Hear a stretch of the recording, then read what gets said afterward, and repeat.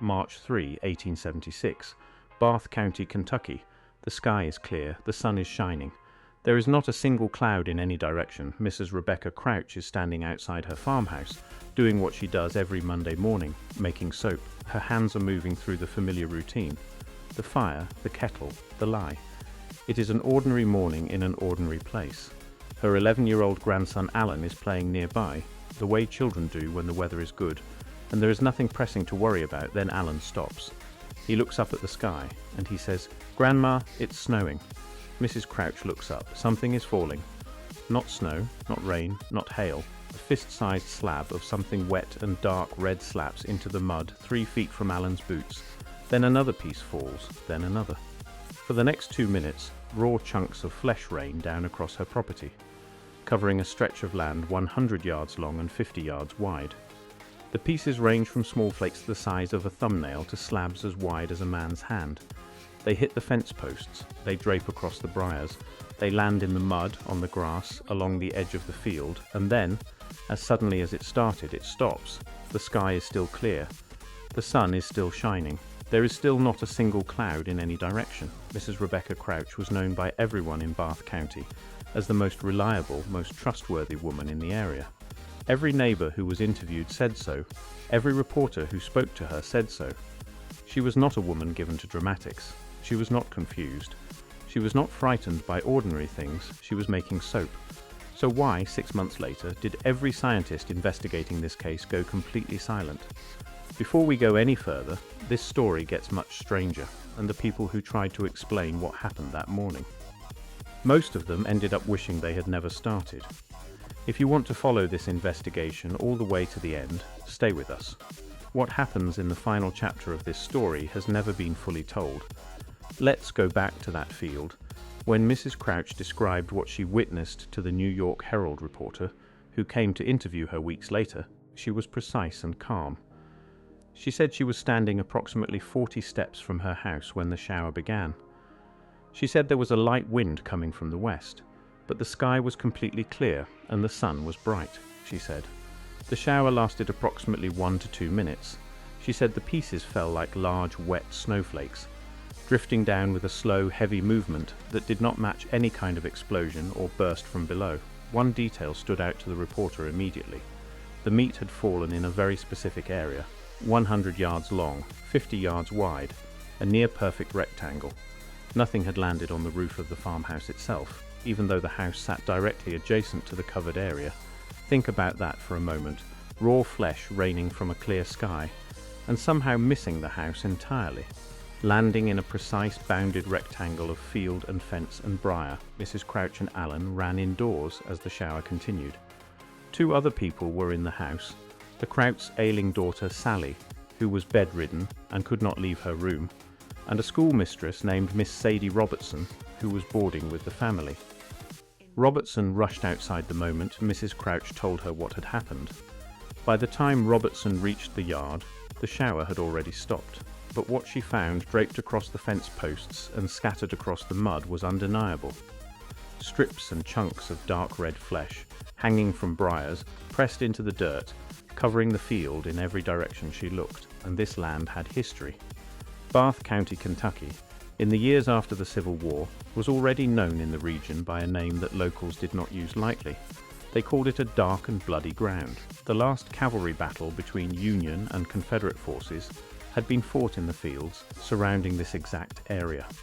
The soil here had already absorbed more than its share of things that should not be, but what fell from the sky on March 3rd was something different entirely.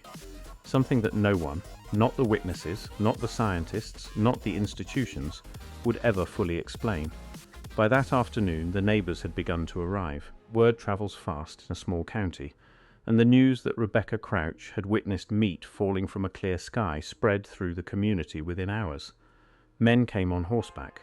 Farmers walked across the fields. People gathered at the fence line and stood looking at the pieces scattered across the ground. And then, in what may be the most extraordinary detail of an already extraordinary morning, some of them started eating it, not immediately, not carelessly. They approached it the way experienced rural men approach any unidentified animal matter. with curiosity and the confidence of people who have spent their lives working with livestock. They picked up pieces, they turned them over in their hands, they smelled them, they examined the texture and color, and then several of them tasted it. The results were not what anyone expected. The first man, an experienced hunter, declared it was mutton. The second man, also an experienced hunter, said it was venison. A third insisted it had the greasy quality of bear meat. Then a local butcher was brought in, a professional, a man whose entire livelihood was built on the ability to identify cuts of animal flesh by sight, smell, and touch. He tasted it, he considered it carefully, and then he gave his verdict. It was, he said, neither flesh, fish, nor fowl. 4 separate people. 4 completely different answers, and a professional who could identify no category at all. In the meantime, the Crouch family's animals had already made their own decision. The hogs were eating it, the chickens were pecking at it. The cat and the dog had been at it for hours. None of the animals showed any hesitation. None of them showed any ill effects. The creatures who ate without asking questions were fine. The humans who tried to use knowledge and judgment to identify what they were eating could not agree on a single answer. By the next day, the story had reached the city newspapers. Within a week, it was on the front pages of papers from New York to San Francisco. And within days of those headlines appearing, the scientists arrived. The national press coverage brought a level of attention that rural Bath County had never experienced. Reporters came from Louisville. Correspondents wired the story to editors in New York. The New York Times ran a piece. The New York Herald sent a reporter directly to the Crouch farm to interview Mrs. Crouch in person. And from the scientific community, samples were collected.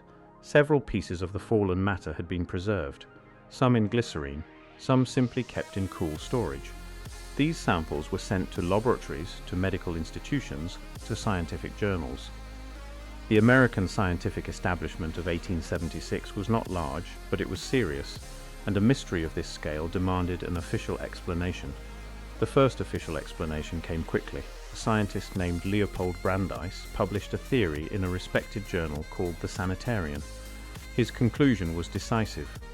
What had fallen on the Crouch farm, he wrote, was not meat at all. It was a rare form of cyanobacteria called nostoc, a substance that, when exposed to moisture, swells into a dark gelatinous mass that can resemble raw flesh in color and texture. It was a tidy explanation. It fit within known science. It had the weight of a journal publication behind it. And there was one problem with it that Brandeis never acknowledged, not in public, and not in any subsequent correction. His theory required rain. Nostoc bacteria activates and swells when exposed to moisture. Without water, without precipitation, it remains dormant and invisible. For Brandeis's theory to work, it would have had to rain on the Crouch farm that morning. It did not rain. Every single witness, Mrs. Crouch, her grandson Alan, Miss Robertson, every neighbour who arrived that afternoon, stated clearly and consistently that the sky was perfectly clear. The sun was shining. There had been no rain that morning, no rain the night before, and no rain in the days preceding the event. Brandeis never visited the farm. He never interviewed the witnesses. He received a sample in a laboratory and published a theory based on that sample alone. A theory that was physically impossible given the conditions every witness had described. And then he never corrected it. In 1876, publishing a retraction in a scientific journal was a career-ending event. Once a theory appeared in print under a respected name, the institutional pressure to defend it, or simply never address it again, was enormous.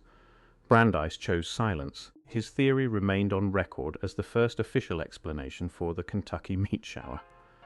But while Brandeis was going quiet, other scientists were just beginning to look at what was actually in those samples. 5 independent investigators examined tissue samples from the Kentucky meat shower over the months following the event.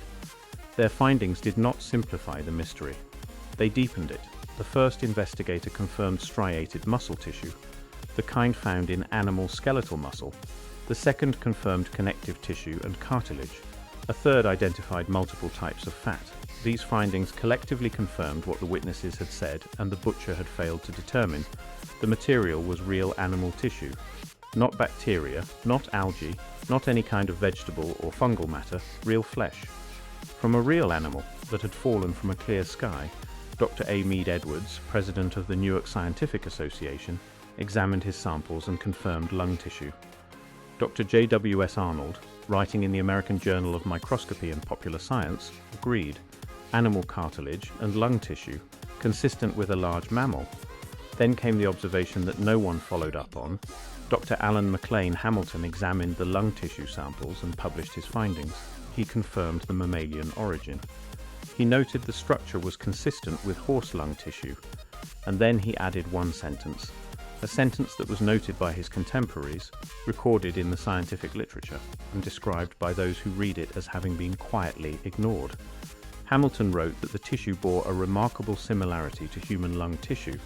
That sentence appeared once in one journal, and then it disappeared from every subsequent account, every official summary, every institutional reference to the Kentucky meat shower. Not disputed, not refuted, not investigated. Simply absent. Every report written after that point referred to animal tissue and moved on.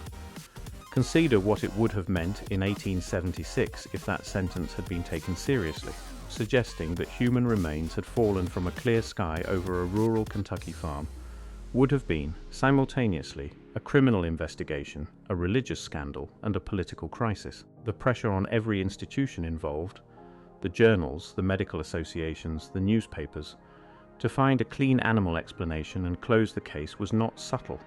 It was the only acceptable outcome. Hamilton said what he saw. Nobody asked the next question.